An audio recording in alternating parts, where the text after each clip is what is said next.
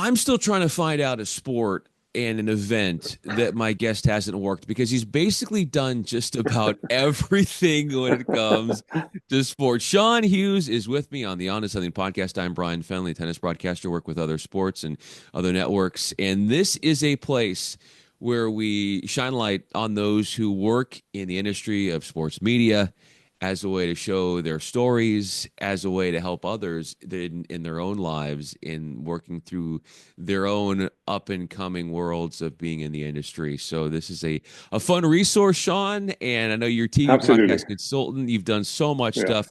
Glad to have you. Thanks for being a part of this. Happy to be here, Brian. I've obviously been aware of some of your work in the past, and I think you kind of round it really nicely. If there's an opportunity to kind of help that next generation come through, very happy to engage in that, obviously. To start this conversation, to engage in our the conversation, I feel like growing up, you had something to do with screenwriting. That was something that I you were did. really interested in, and obviously Yeah. going through your bio and seeing that. Now you've gone more in the television route. Obviously, you do a lot of stuff creatively as well as a creative director.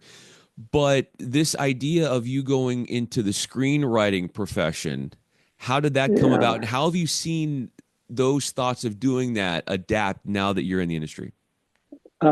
Firstly, you should be applauded for your research, Brian. Oh, please. I've See if never we'll been asked check on about that LinkedIn. before, but yeah. Yeah, no, it's interesting. And that's a very interesting question because I've often thought, where those worlds collide in terms of screenwriting, which is obviously very drama based, and that was my initial passion. I studied that as a master's, but at the same time, I directed football or soccer and tennis. So I kind of had a background in sport.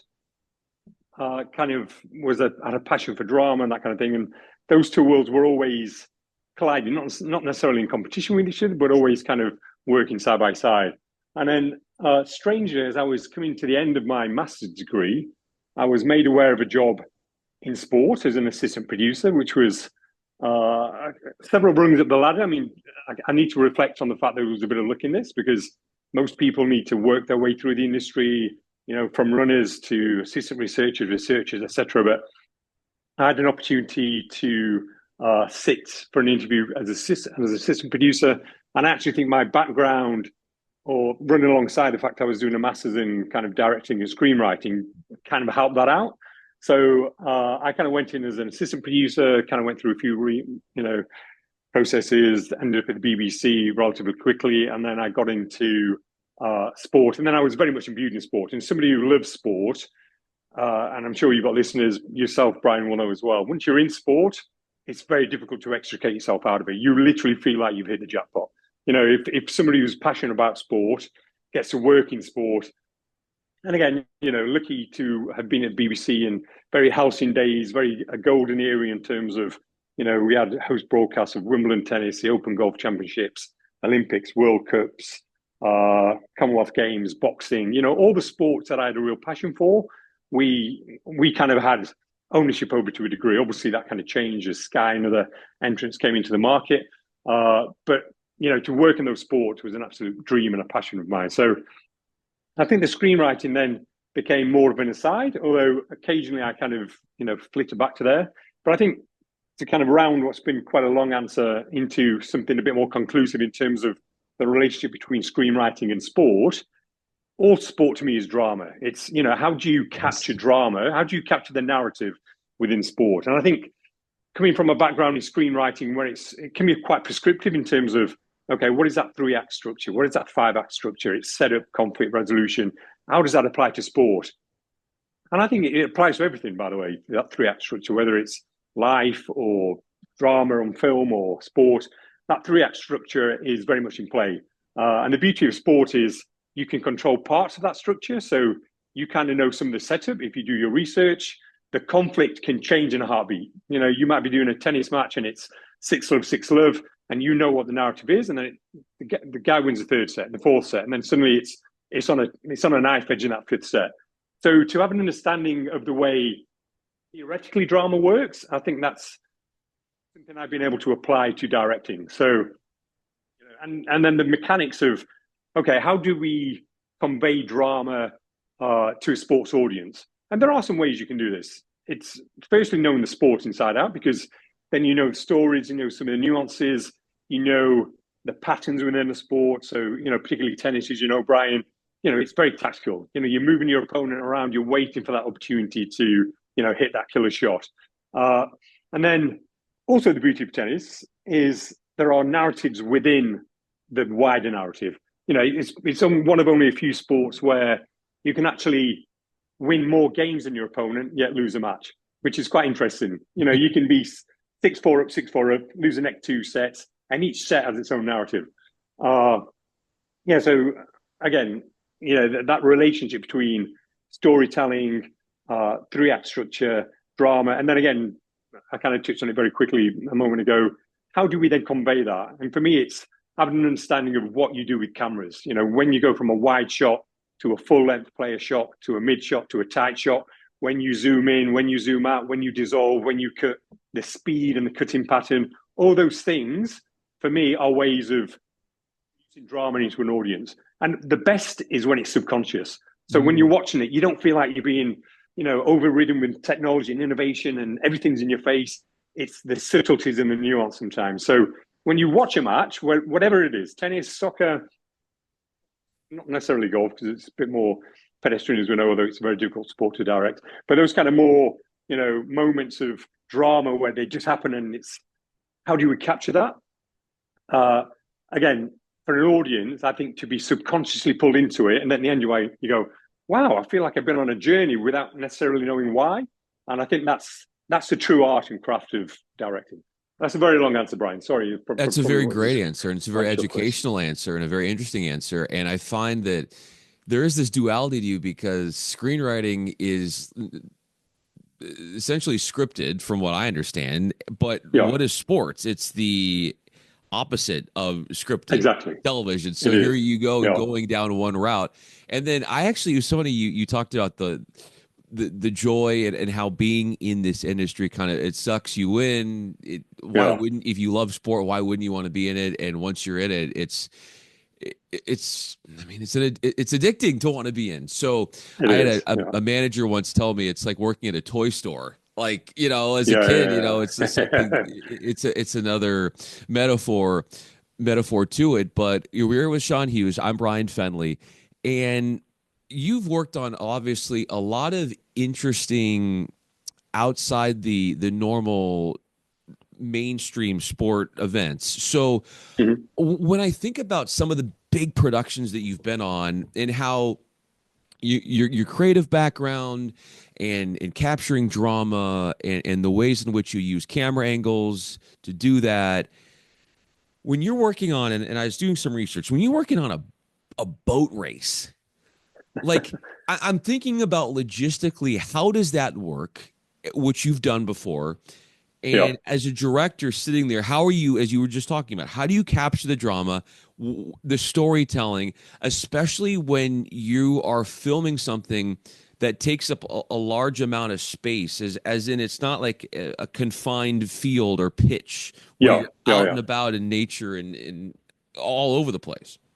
yeah. It's interesting. The boat race, one of the oldest sports in the UK, and it's classed as a sport, even though it's quite restrictive in terms of the entrance. That being, it's only two universities every year, so it's always Oxford University against Cambridge University, and that is the boat race. It's not a chance for any other university to join. It's always Oxford against Oh. Cambridge. So, you know, the entry criteria is limited, should we say? But yet, it draws quite a big audience in the UK and always has done. And like I say, it's been around for I'm going to show myself by not knowing exactly what it is, but probably at least 150 years, that kind of time span. Mhm. So this is something that's always happened on the Thames. It's always on the River Thames in London. It's always been the same length. And only maybe 4 or 5 times has it not happened for whatever reason. Again, those facts might be wrong, but I'm just kind of thinking off the top of my head. And it was at the time one of the most technically complex outside broadcasts to produce because it stretches, as you say, the best part of 4.5 miles along a river. There's only two boats. You know, there's a certain amount of time where your camera is in play. It has to be cabled back to the main OB site. There was then a second OB site to capture the finish. This has all been kind of improved now with the advent of fiber and IP technology and all those kind of things. But at the time, I did this quite a long time ago. I think my last one was probably 24 14 or something, I want to say.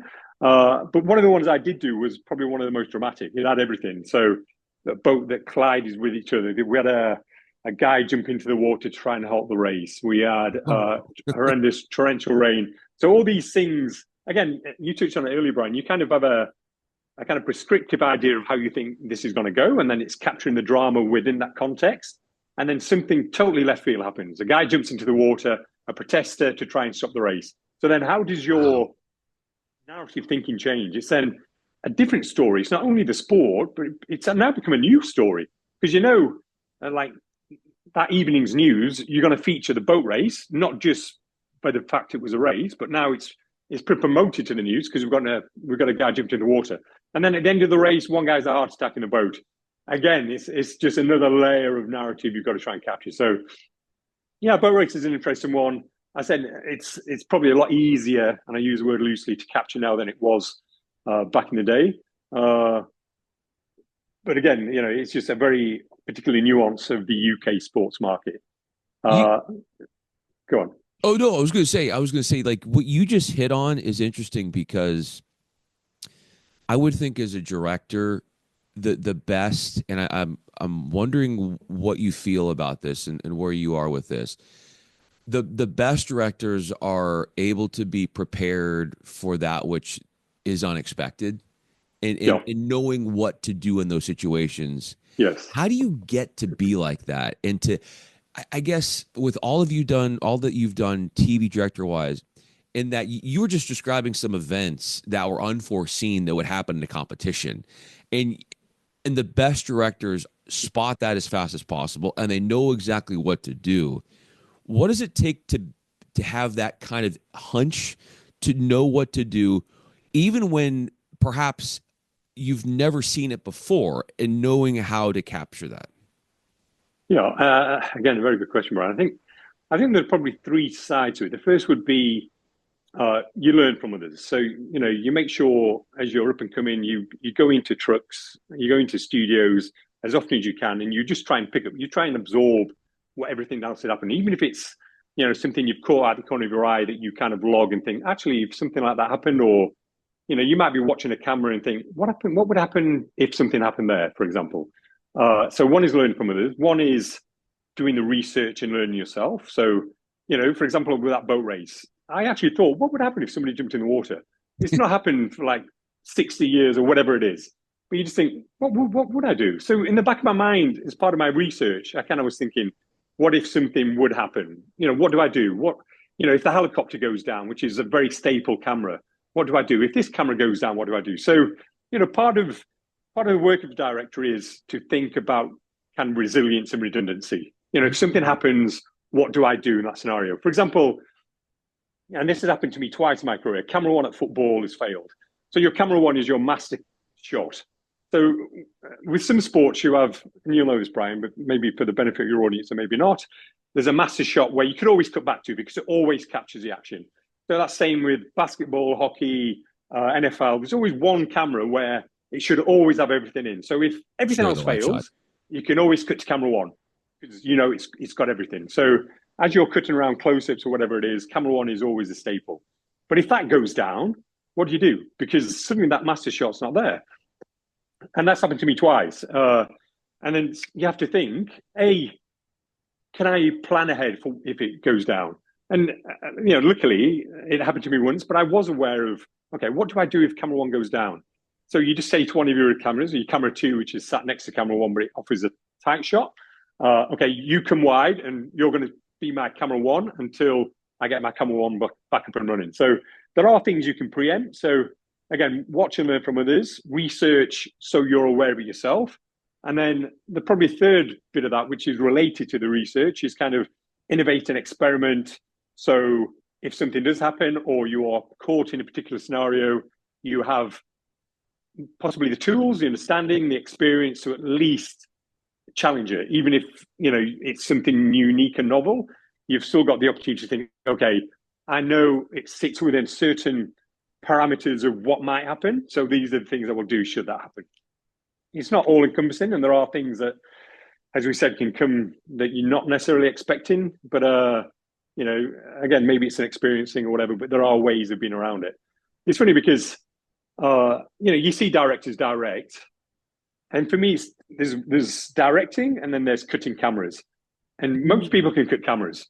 If you just cut all the cameras that are being offered by the cameraman, and I've seen this in tennis and other sports, and people just literally, I'm not disparaging anyone, obviously no names or anything else, but they just cut cameras. So it's like, okay, camera one, camera two, camera three. And you see it on the internet, people stood up, camera three, camera two, camera four, camera five. And it looks quite impressive, but they're not directing. They're just sequencing shots. The best directors will be like, right, camera two, you give me. Camera three, you give me. So so you're changing the nature of the shots or the shot structure or the size of shots. And for me, that's directing. So, when I see on YouTube people going, camera two, camera three, camera, for people who are not in the industry, it probably looks quite impressive because there's lots of shouting and camera cutting and whatever. But the best directors are the ones who ask for shots rather than just cut different shots. And again, I think that's something that maybe is lost a little bit, because if everything's working perfectly and you cutting cameras, great. It's when something doesn't work and you have to think outside the box. That's when you might get caught out.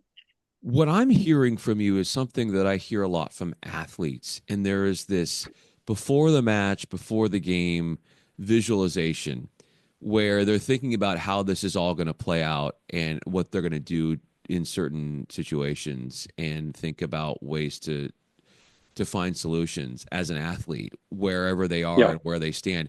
And then I hear that from you too.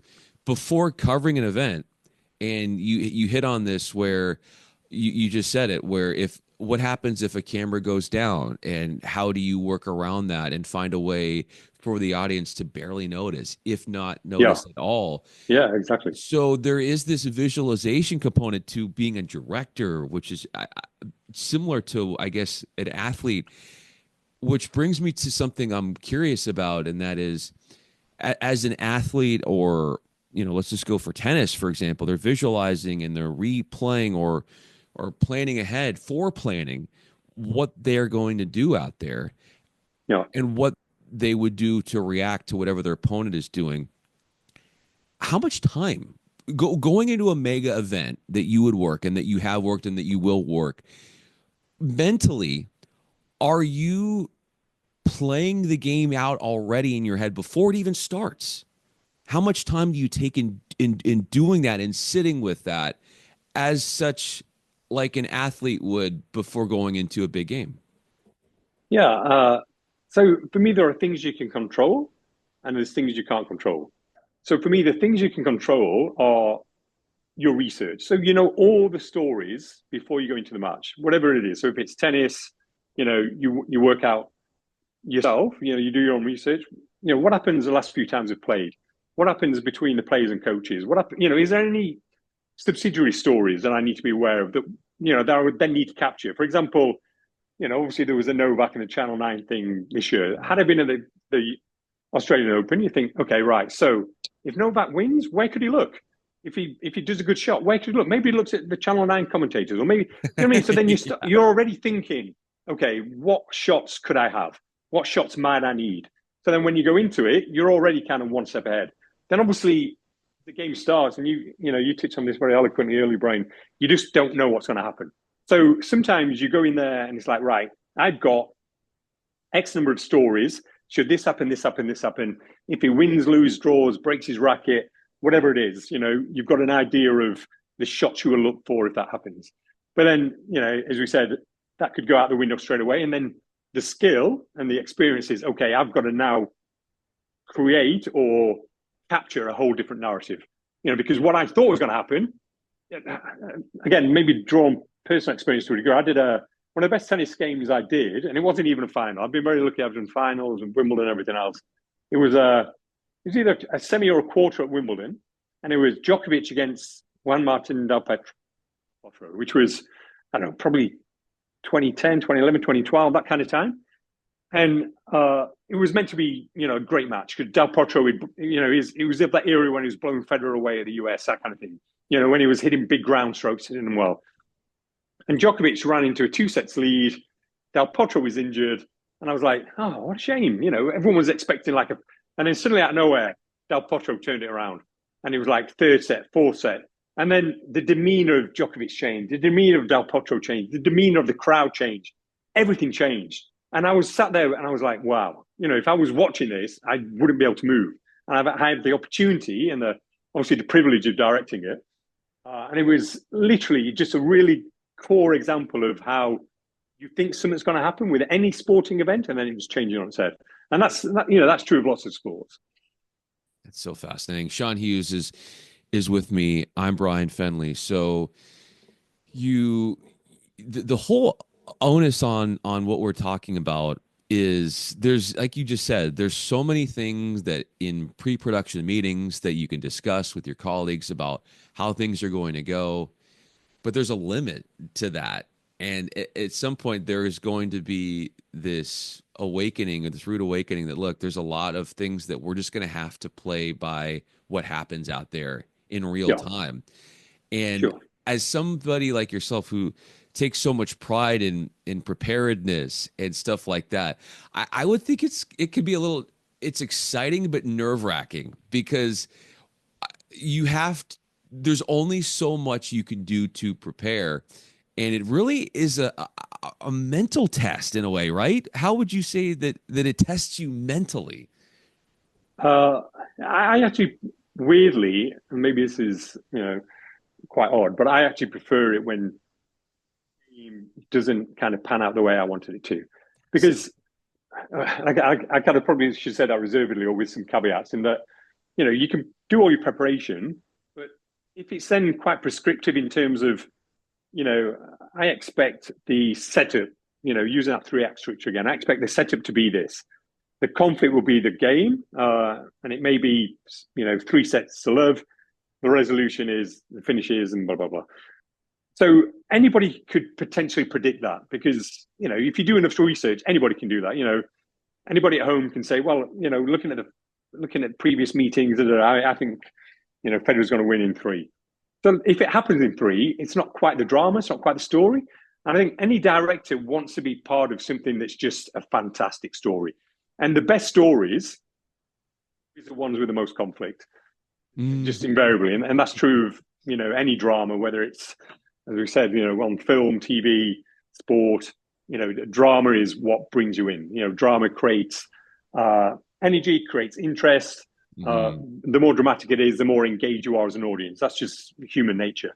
So, uh, so for me, the more dramatic it is, the better it is. I mean, the flip of that, I suppose, is if you're expecting it to be dramatic and it is, then great.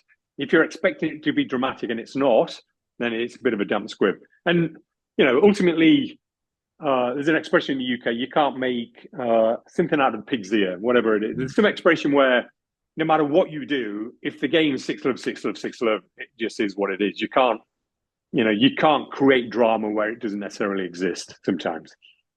But I think the secret is, or the skill is, to really enhance and enforce the drama where it is there. The worst thing is, watching a lot of sport, is if you kind of aware that the drama, but it's not really being captured. Sometimes people will just think, well, the drama is the game in itself. It's a close game or whatever. But again, I think there are nuances and subtleties in the way you cut, the size of shots, the cutting patterns that just embellish that narrative, embellish that drama. And I think some people do that better than others. It's extremely well put. The the research sort of goes by the wayside when you have like a lopsided win, like you were saying. Yeah. If it's a bagel set and a bagel set, and you're limited to what is appropriate in terms of the storytelling and not to force it. How do you know? How do you develop the inner recognition of when it is forced and you are trying to storytell when maybe the moment isn't calling for it? Yeah, when that comes Yeah, it's a good about. question. Yeah. Yeah, that's a very good question. And obviously, this is subjective. You and I may watch the same match and you think, oh, that's really good. And it may well be. And I'll have a different perspective, possibly for the wrong reasons, because ultimately, at the end of the day, it's what the audience enjoy. Maybe I'm being, I don't know, to have the perception that what I do is better than others. That's not the case, because a lot of people direct very well, and a lot of people specialize in a lot of different sports, and they do it very well. For me, I think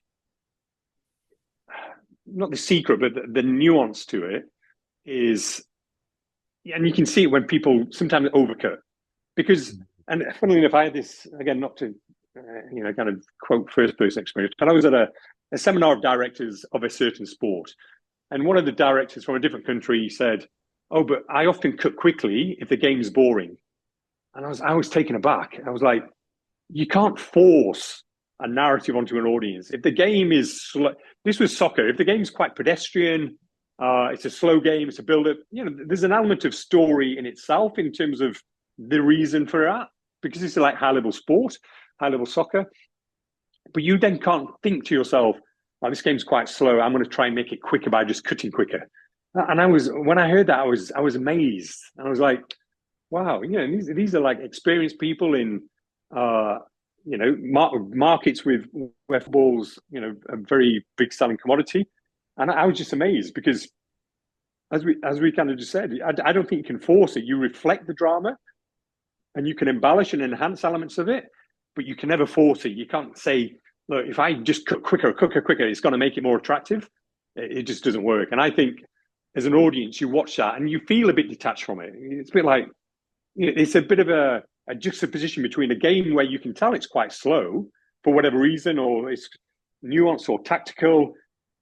The cutting pattern doesn't represent kind of the narrative flow of the game. I just think it jars quite a lot, personally. But again, it's subjective. Maybe other people don't see it so much. That is so true. If I were you, and I think about like even just for tennis, for example, I think about some of the most defining matches like that you've been a part of, that you've directed, that you've helped broadcast. And there's a certain skill set that you have that is not connected to the players and what they're going to show out there. And what I mean by that is that when oftentimes we think about our favorite or our best versions of ourselves as broadcasters or production personnel, it's something that's out of our control, and that is the way the play is. If it's high drama, and Mm-hmm. and it seems like we're beholden to something that's completely out of our control, as if that's our best matches that we feel like we've called, that we've broadcasted, are dictated by the play, Of course. which is out of our control. Yeah. Which I Yeah. think is so interesting, because you might there might be a 6-love 6-love 6-love match, and you might think to yourself, well, I thought I did a good job in canvassing it the way that it played out. But how much would you mark the fact that it's like, even if that's the case, you're judging yourself in part by not what you do, but what you do in a highly dramatic situation, if that makes sense, to where Yeah.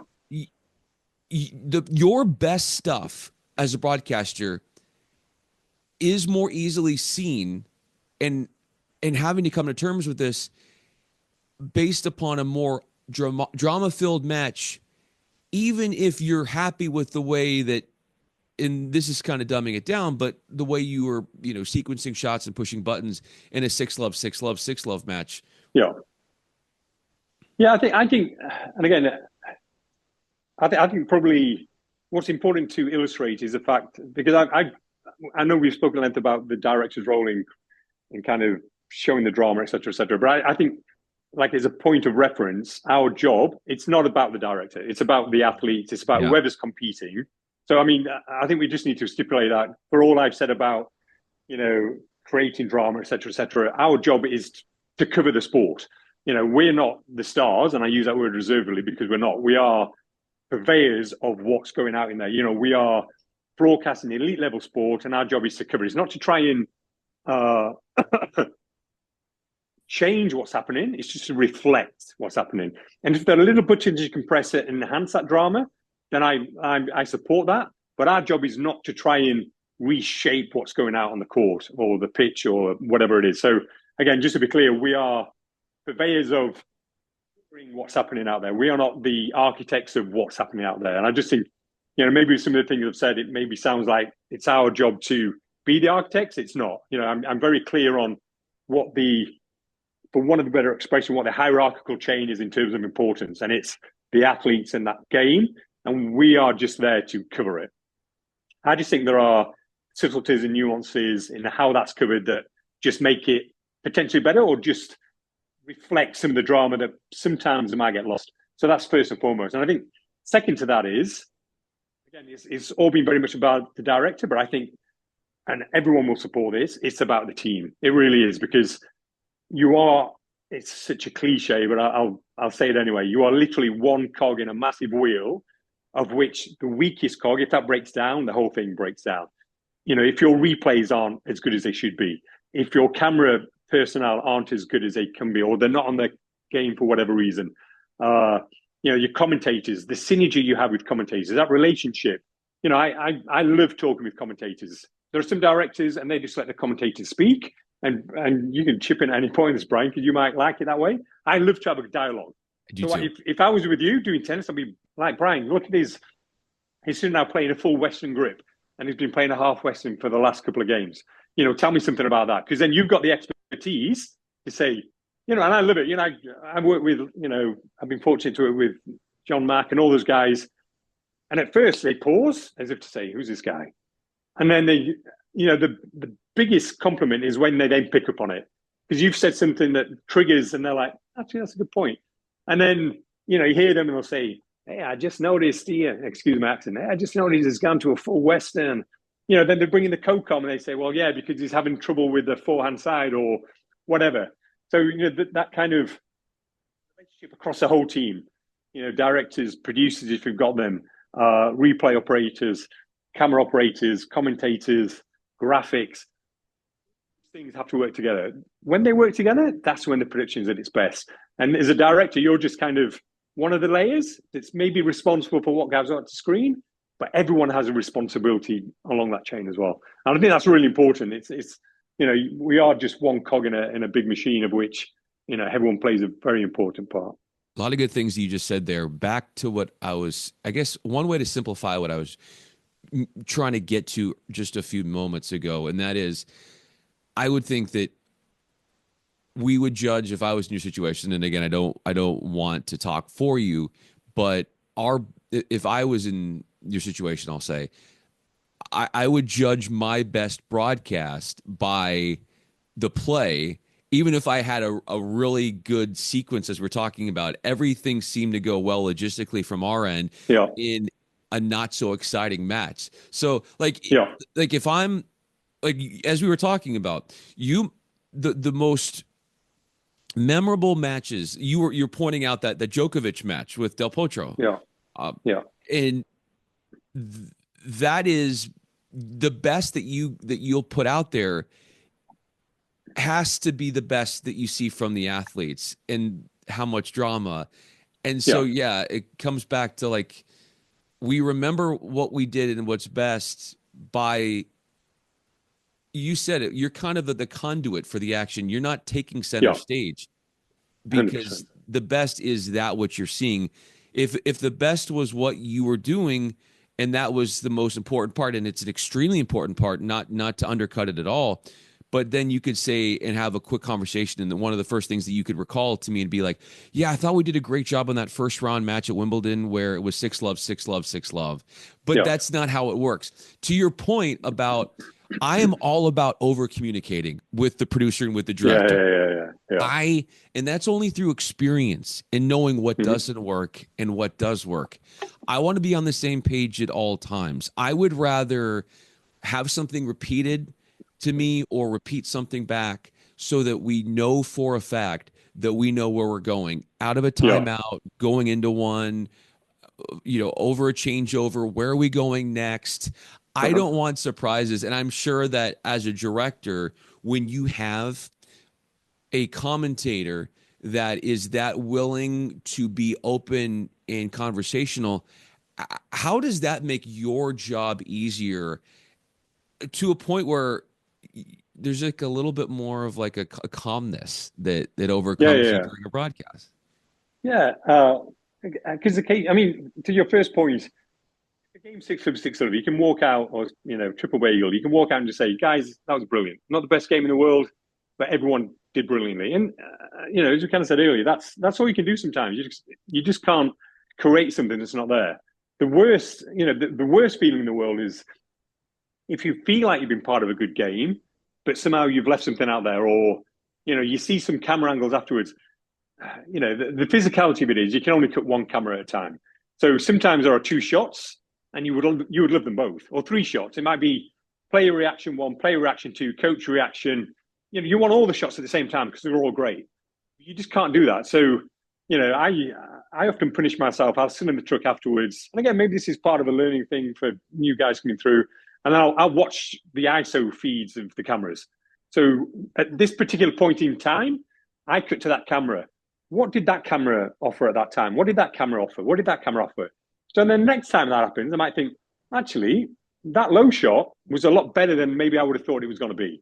So, I cut to whatever camera, and at the time you think it's the best shot. On reflection, you might think, actually, if I would have sequenced that shot, would that have worked better? And I think when you're starting out, that's the best way to do it. Over time, I think you kind of learn what some of that sequence is in, especially sports that really well. You kind of are aware of like a sequence of potential shots. But yeah, I mean, to your point, Brian, some games they just are what they are. You just can't. And as we said earlier, you can't force different kind of narrative or a different drama or excitement onto a game that's just not there. It just looks fake, false. Sometimes you just got to walk out the truck and say, "Okay, guys, brilliant. Everyone did really well. We're going to do the game tomorrow. Hopefully, it's a better game."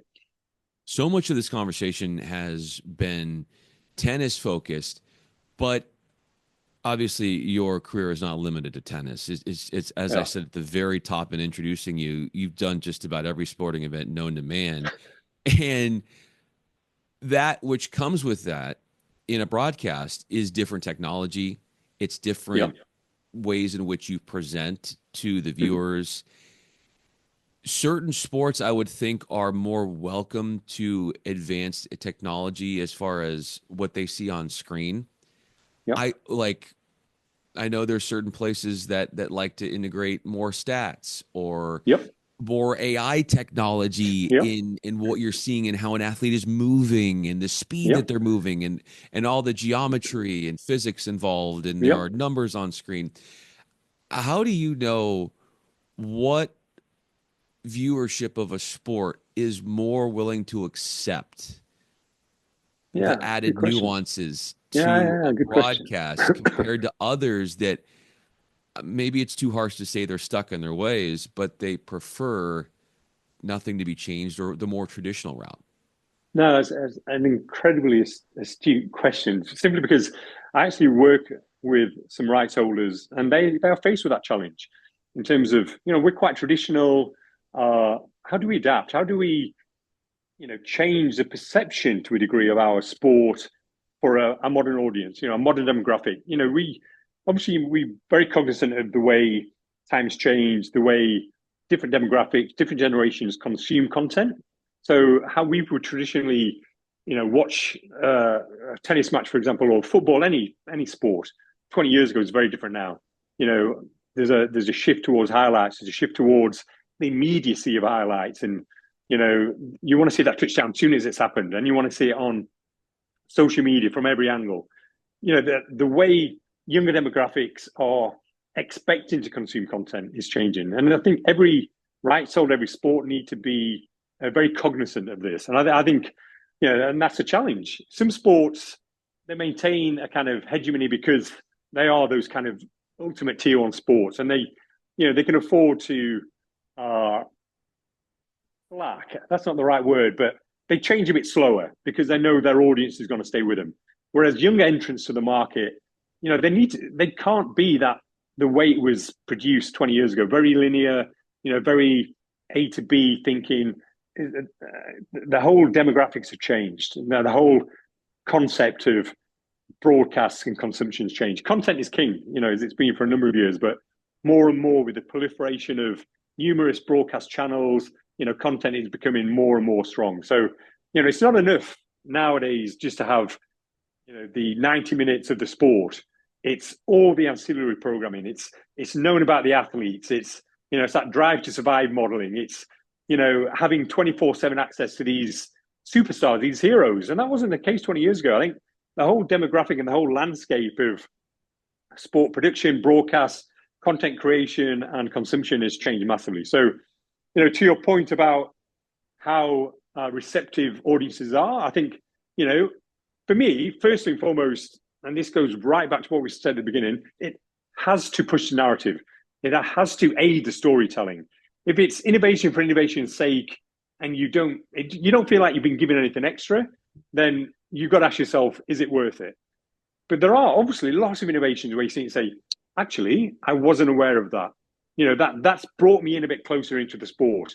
I've got more appreciation of what that athlete does in that sport because I've seen, the way they have to move, the way they have to capture the ball, a representation of how quick they run. The fact that guys are shooting baskets from, the halfway line, whatever it is.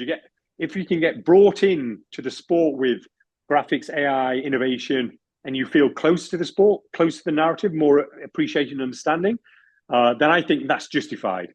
So I think you can argue that to every rights holder, whoever they are. Say, look, we're operating as a tier 1, tier 2, tier 3 sport. These are the expectations from the audience.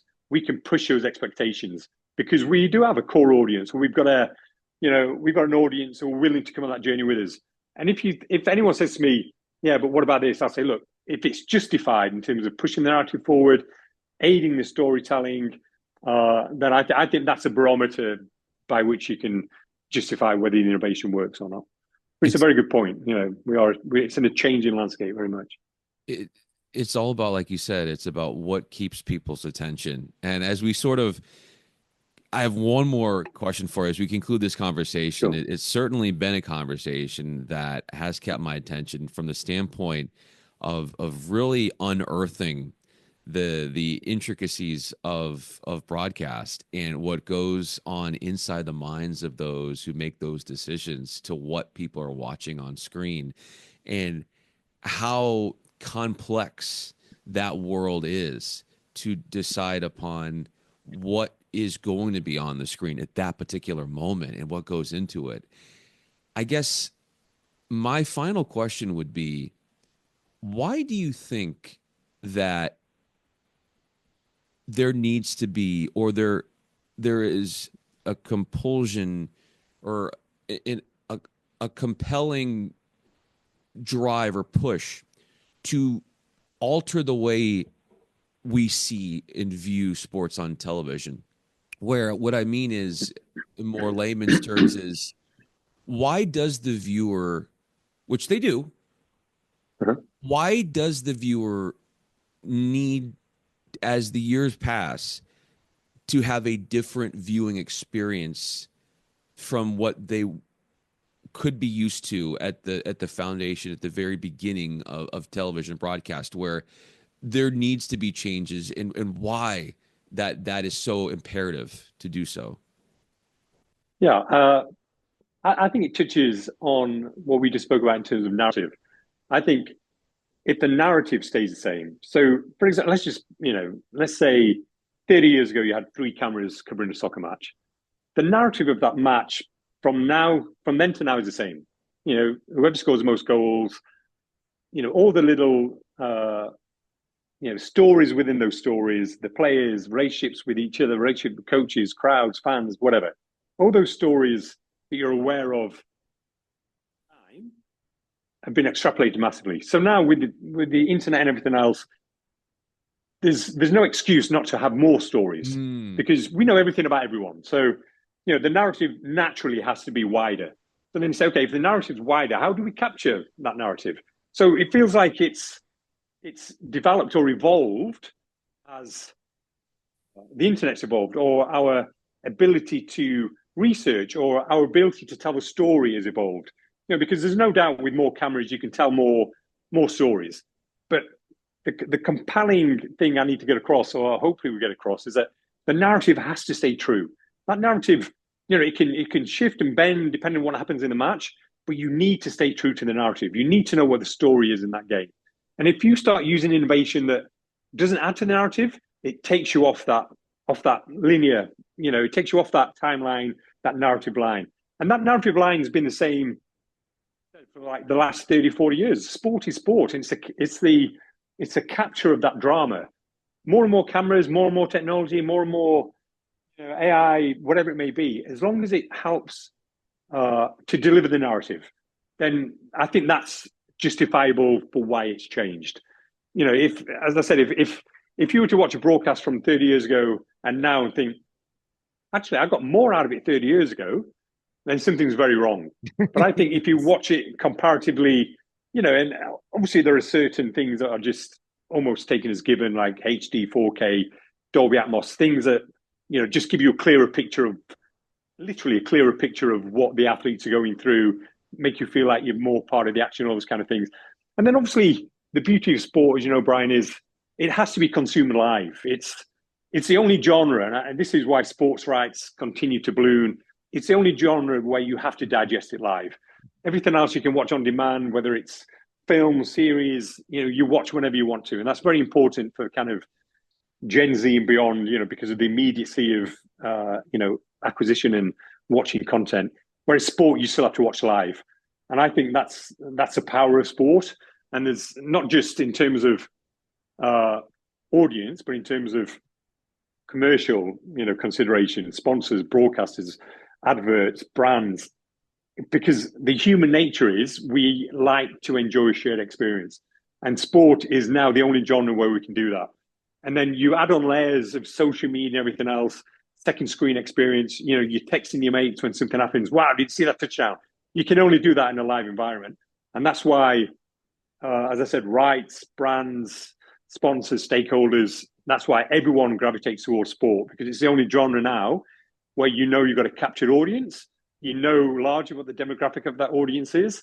You can capture certain metrics from that demographic, which you can obviously represent then in terms of adverts, brands, etc. But we're going off key a little bit. This is kind of a little bit of what I do in terms of consultancy and rights holders and all that kind of stuff.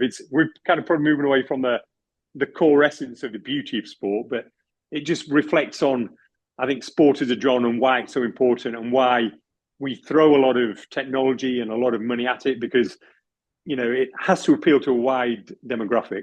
It needs to appeal to traditional sports watchers, in the 60s, 70s, 80s, all the way through to like teens and, the next generation coming through. And each of those generations has very different ways of how they consume content, how they pay for content, their expectations around content.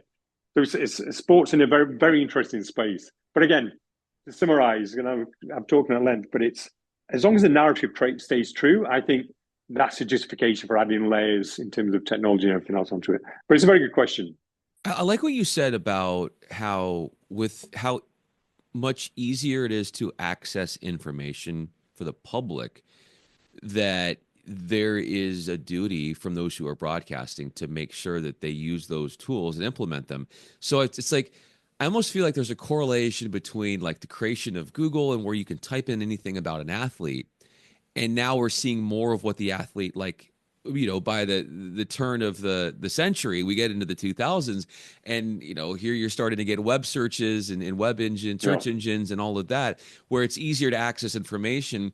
And as soon as you can do that on the internet, now we're seeing more of those sort of nuggets and bio information on screen during the broadcast. So the easier it is to get information, and it continues to get even more easier and more in depth with what we can find and what we can research, and how easy it is, even from an AI perspective, to go into the archives and find something that it's almost like you're trying to stay ahead of the viewer and make sure that, never wanting to think that maybe this is subconscious, maybe this is just me, but it's important, I think, for the broadcaster never to talk down to the viewer, but with how easy it is, as you said, the viewer can get stuff on their phone. There's all Yeah. sorts of information and stats and stories and everything that you want.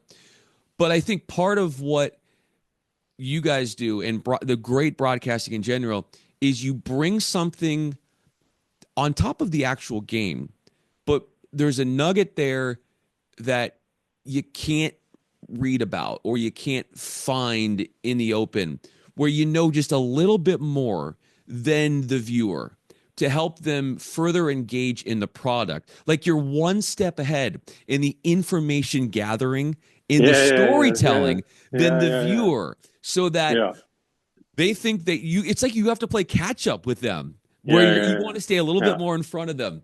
Anyway, that was just an interesting breakdown an observation I just thought of. And gosh, this was so fun. We got into some yeah. really neat conversation around how how deep down this really goes in your world and what you have to think about and the moving pieces that are Hmm. all coming in together and putting these broadcasts together. There's so much that is at stake. And thanks so much for really No, giving us pleasure.